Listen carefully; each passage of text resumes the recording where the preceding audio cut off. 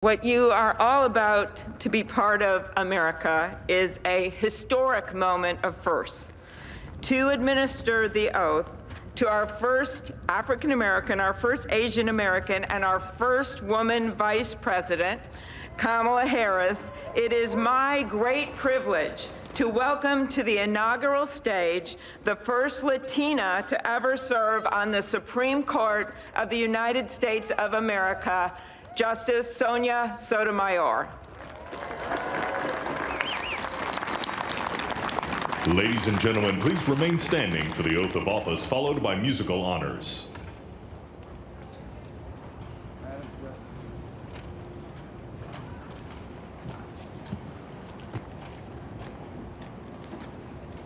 Please raise your right hand and repeat after me. I, Kamala Davy Harris, do solemnly swear I, Kamala Davy Harris, do solemnly swear that I will support and defend the Constitution of the United States that I will support and defend the Constitution of the United States against all enemies, foreign and domestic, against all enemies, foreign and domestic, that I will bear true faith and allegiance to the same, that I will bear true faith and allegiance to the same, that I take this obligation freely, that I take this obligation freely, without any mental reservation or purpose of evasion, without any mental reservation or purpose of evasion, that I will well and faithfully discharge that I will well and faithfully discharge the duties of the office on which I am about to enter. the duties of the office upon which I am about to enter. So help me God. So help me God. All right.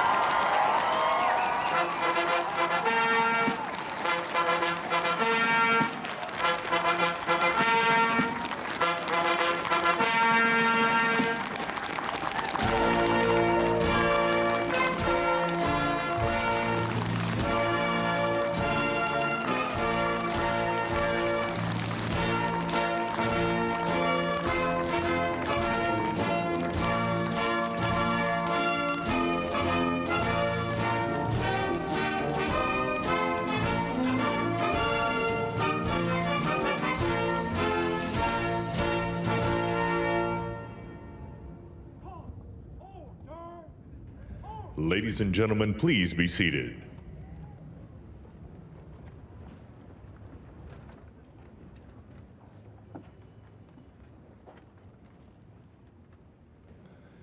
Please welcome Jennifer Lopez to perform This Land Is Your Land and America the Beautiful, accompanied by members of the President's Own United States Marine Band.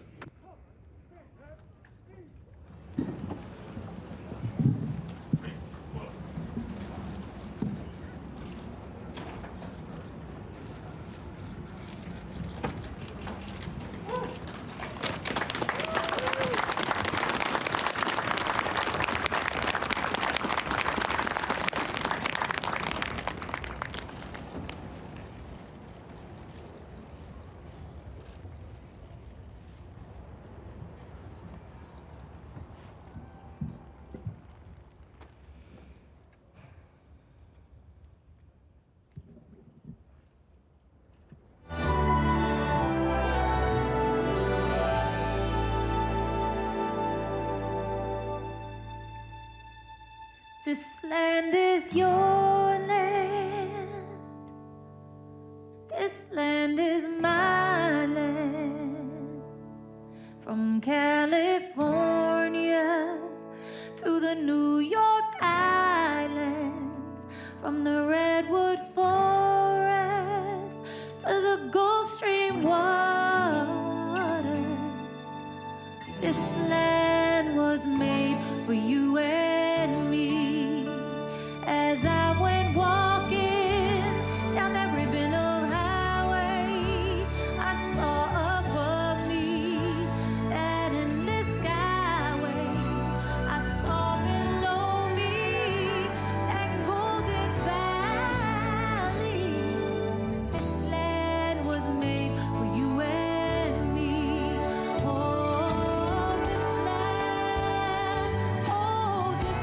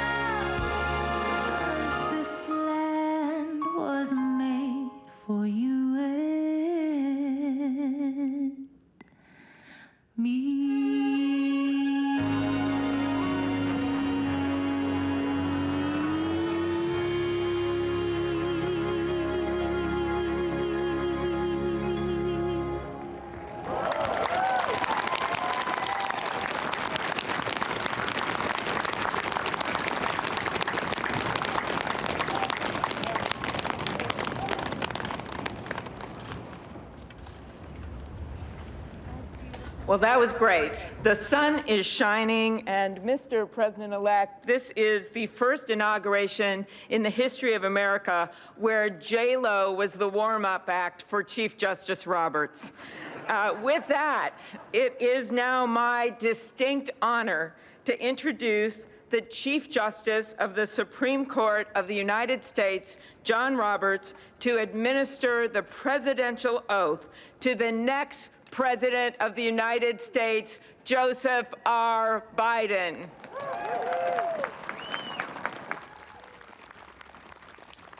Ladies and gentlemen, please stand for the oath of office, followed by musical honors.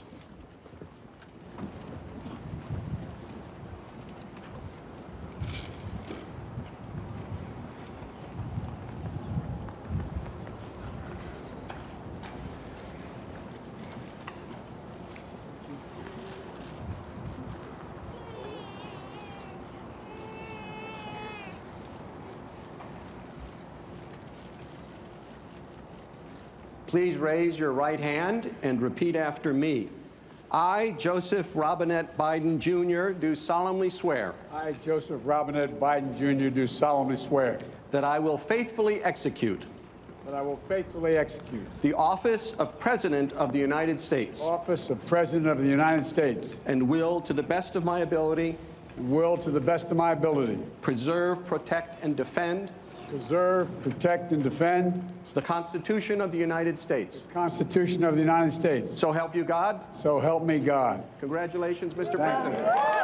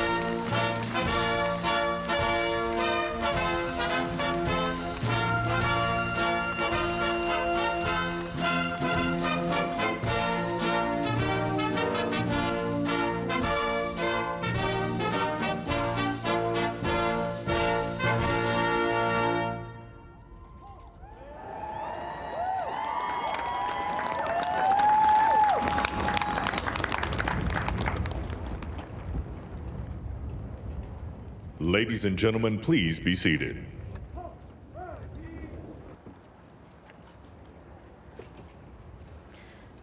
My fellow Americans, a moment we have all been waiting for. It is now my great privilege and high honor to be the first person to officially introduce the 46th President of the United States, Joseph R. Biden, Jr.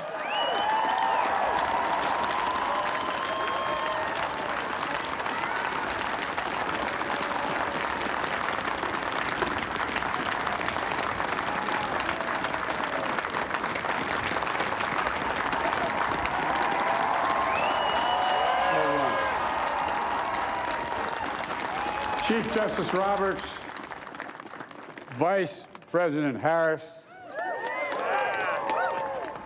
Speaker Pelosi, Leader Schumer, Leader McConnell, Vice President Pence, and my distinguished guests, my fellow Americans. This is America's day. This is democracy's day, a day of history and hope, of renewal and resolve. Through a crucible for the ages, America has been tested anew, and America has risen to the challenge.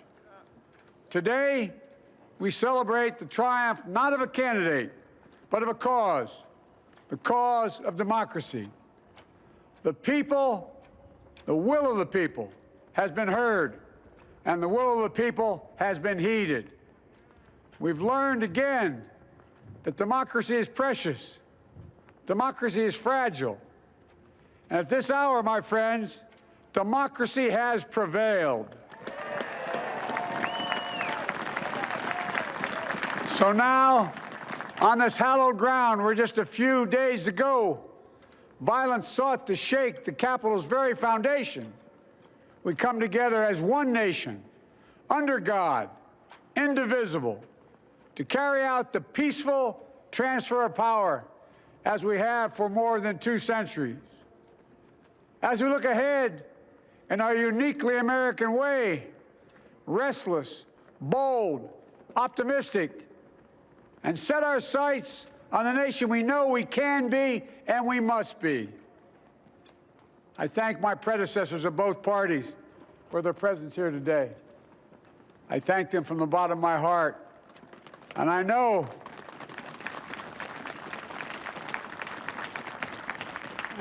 the resilience of our Constitution and the strength of our nation, as does President Carter, who I spoke with last night, who cannot be with us today, but whom we salute for his lifetime in service. I've just taken the sacred oath each of those patriots have taken, the oath first sworn by George Washington. But the American story depends not on any one of us, not on some of us, but on all of us, on we, the people, who seek a more perfect union. This is a great nation. We are good people. And over the centuries, through storm and strife, in peace and in war, we've come so far, but we still have far to go. We'll press forward with speed and urgency, for we have much to do in this winter of peril and significant possibilities. Much to repair, much to restore, much to heal, much to build, and much to gain.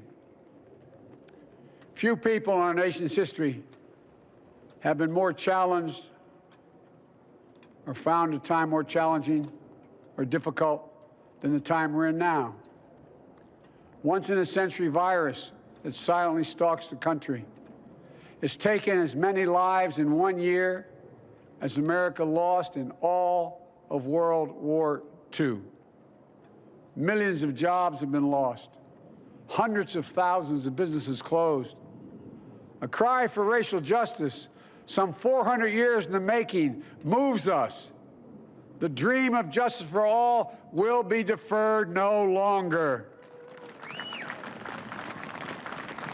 A cry for survival comes from the planet itself, a cry that can't be any more desperate or any more clear. And now, a rise of political extremism, white supremacy, domestic terrorism, that we must confront and we will defeat.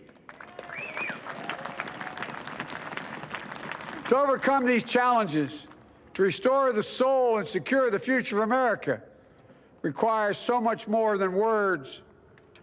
It requires the most elusive of all things in a democracy: unity. Unity. In another January, on New Year's Day in 1863, Abraham Lincoln signed the Emancipation Proclamation. When he put pen to paper, the president said, and I quote, "If my name ever goes down into history, it'll be for this act, and my whole soul is in it." My whole soul is in it. Today, on this January day, my whole soul is in this, bringing America together, uniting our people, uniting our nation. And I ask every American to join me in this cause.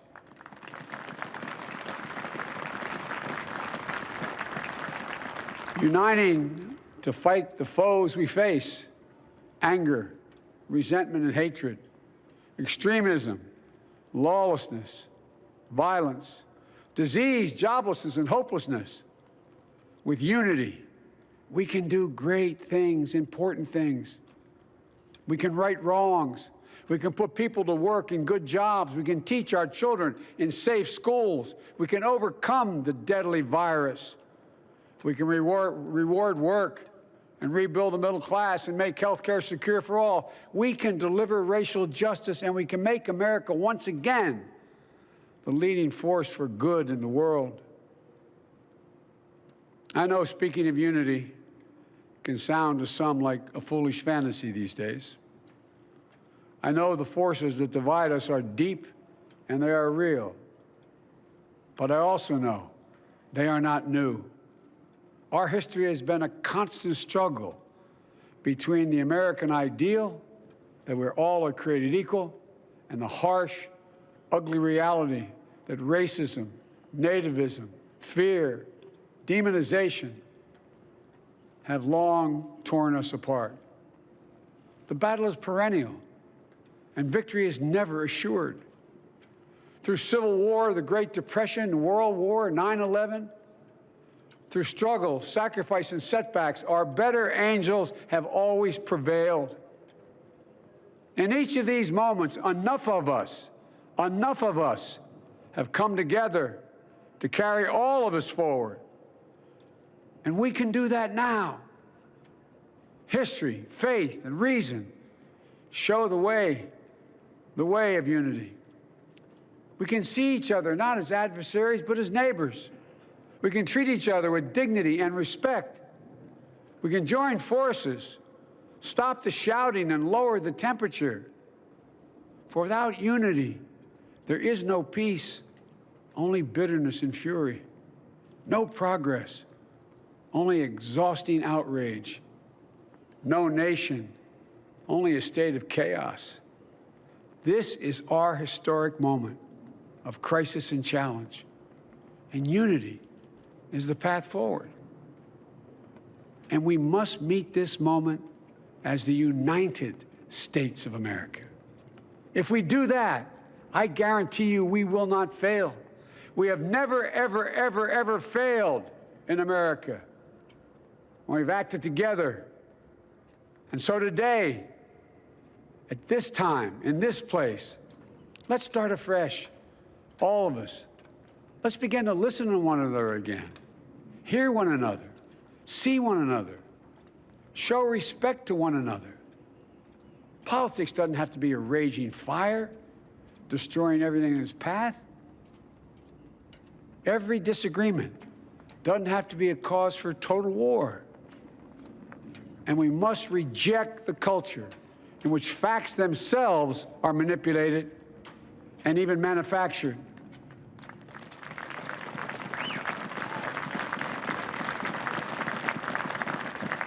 My fellow Americans, we have to be different than this.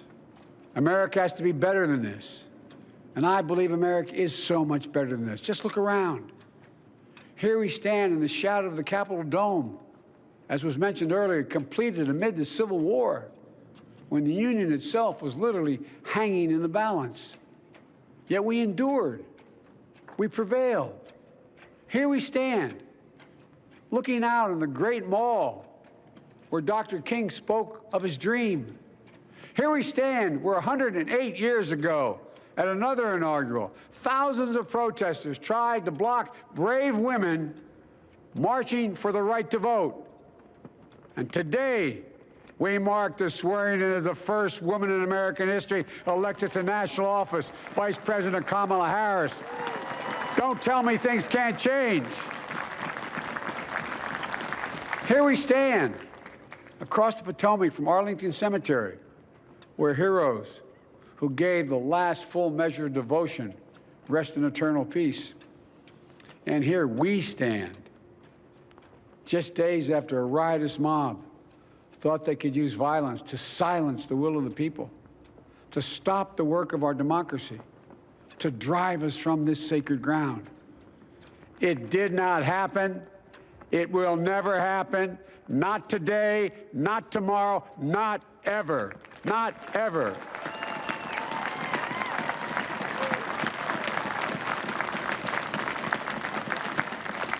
To all those who supported our campaign, I'm humbled by the faith you've placed in us. To all those who did not support us, let me say this. Hear me out as we move forward. Take a measure of me and my heart. And if you still disagree, so be it. That's democracy. That's America. The right to dissent peaceably within the guardrails of our republic is perhaps this nation's greatest strength. Yet hear me clearly. Disagreement must not lead to disunion. And I pledge this to you. I will be a president for all Americans. All Americans. And I promise you, I will fight as hard for those who did not support me as for those who did.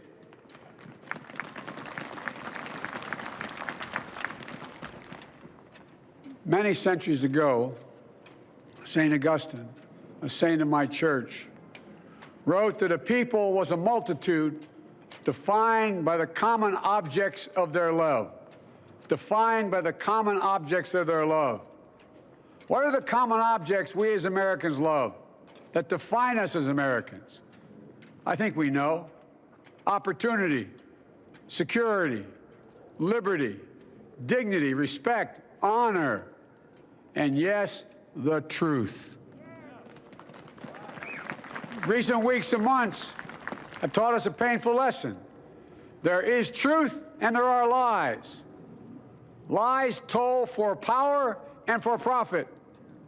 And each of us has a duty and a responsibility as citizens, as Americans, and especially as leaders. Leaders who have pledged to honor our Constitution and protect our nation, to defend the truth and defeat the lies. Look, I understand that many of my fellow Americans view the future with fear and trepidation. I understand they worry about their jobs. I understand, like my dad, they lay at bed at night, staring at the ceiling, wondering, can I keep my health care? Can I pay my mortgage? Thinking about their families, about what comes next. I promise you, I get it. But the answer is not to turn inward, to retreat into competing factions, distrusting those who don't look like you, or worship the way you do, or don't get their news from the same sources you do. We must end this uncivil war that pits red against blue, rural versus urban, conservative versus liberal. We can do this if we open our souls instead of hardening our hearts, if we show a little tolerance and humility, and if we're willing to stand in the other person's shoes, as my mom would say, just for a moment, stand in their shoes. Because here's the thing about life.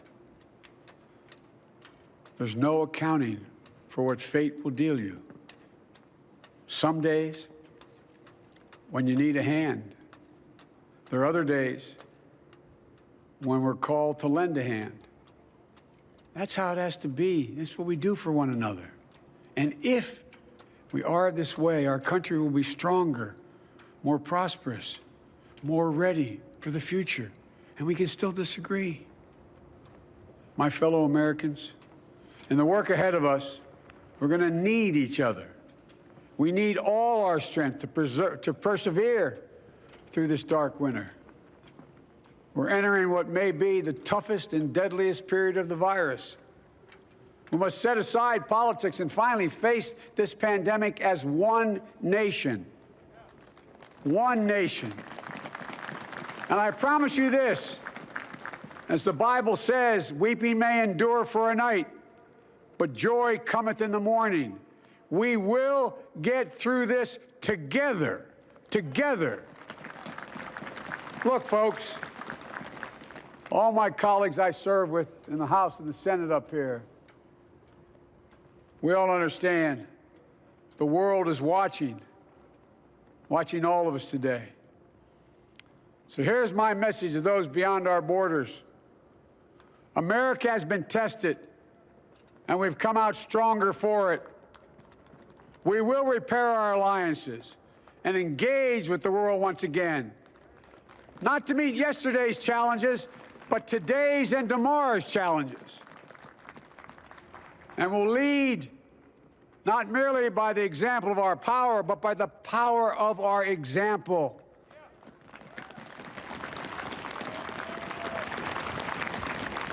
We'll be a strong and trusted partner for peace, progress, and security. Look, you all know we've been through so much in this nation. And my first act as president, I'd like to ask you to join me in a moment of silent prayer. Remember all those who we lost in this past year to the pandemic, those 400,000 fellow Americans, moms, dads, husbands, wives, sons, daughters, friends, neighbors, and coworkers. We'll honor them by becoming the people and the nation we know we can and should be. So I ask you, let's say a silent prayer for those who've lost their lives and those left behind, and for our country.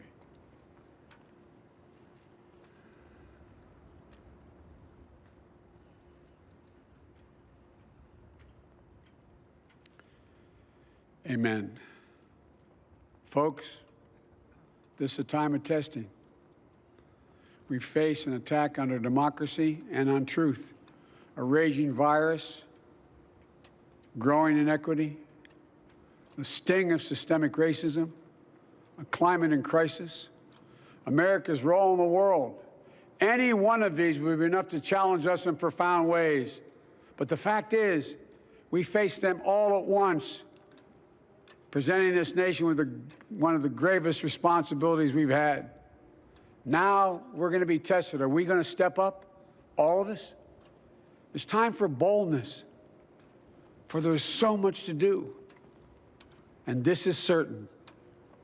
I promise you, we will be judged, you and I, by how we resolve these cascading crises of our era. We will rise to the occasion is the question. Will we master this rare and difficult hour? Will we meet our obligations and pass along a new and better world to our children? I believe we must. I'm sure you do as well. I believe we will. And when we do, we'll write the next great chapter in the history of the United States of America, the American story. A story that might sound something like a song that means a lot to me. It's called American Anthem. There's one verse that stands out, at least for me, and it goes like this.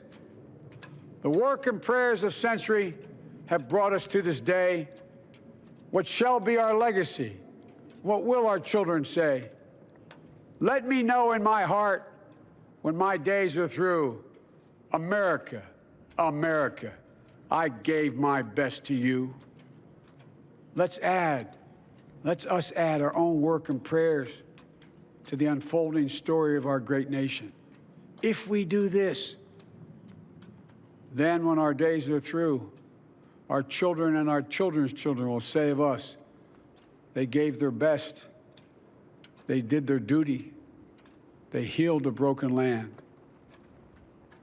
My fellow Americans, I close the day where I began, with the sacred oath. Before God and all of you, I give you my word. I will always level with you. I will defend the Constitution. I'll defend our democracy. I'll defend America. And I'll give all of you, keep everything I do in your service, thinking not of power, but of possibilities, not of personal interest, but the public good. And together, we shall write an American story of hope, not fear, of unity, not division, of light, not darkness, a story of decency and dignity, love and healing, greatness and goodness. May this be the story that guides us, the story that inspires us, and the story that tells ages yet to come that we answered the call of history. We met the moment. Democracy and hope, truth and justice did not die on our watch, but thrived. that America secured liberty at home and stood once again as a beacon to the world. That is what we owe our forebears, one another, and generation to follow. So, with purpose and resolve, we turn to those tasks of our time, sustained by faith, driven by conviction, and devoted to one another and the country we love with all our hearts. May God bless America, and may God protect our troops. Thank you, America.